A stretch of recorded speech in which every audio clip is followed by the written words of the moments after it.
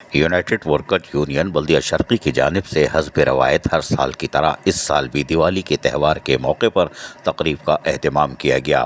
اس موقع پر ہندو برادری سے تعلق رکھنے والے ہمارے ملازمین کو پھولوں کی مالا پہنا کر استقبال کیا گیا۔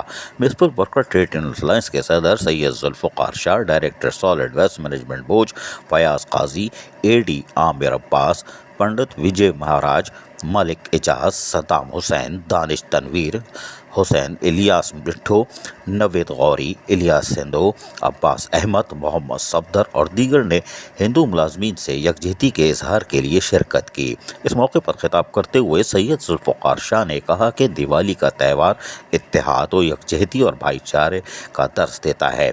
اس موقع پر ہم اپنی خوشیوں میں معاشرے کے پسے ہوئے محروم طبقے کو بھی شریک کر کے بھائی چارگی کی فضا کو قائم کرتے ہیں۔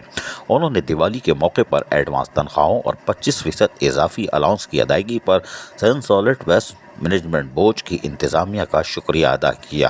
ڈائریکٹر فیاض قاضی نے کہا کہ ہندو قوم کا شہر کی ترقی میں اور تعمیر و ترقی میں اہم کردار ہے، ہم بلا تفریق خدمت پر یقین رکھتے ہیں۔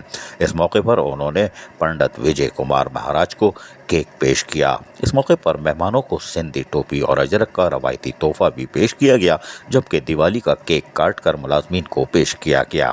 آخر میں تقریب کے میزبان وارث گلناز نے مہمان اور ہندو ملازمین کا شکریہ ادا کیا۔ عزیز عارف، KBS بلدیاتی نیوز، کراچی۔ ایسی ہی خوبصورت ویڈیوز فیوچر میں حاصل کرنے کے لیے ریڈ بٹن پر کلک کر کے اور بیل آئیکن کو پریس کر کے ہم سب کے سبسکرائبر بننا مت بھولیے۔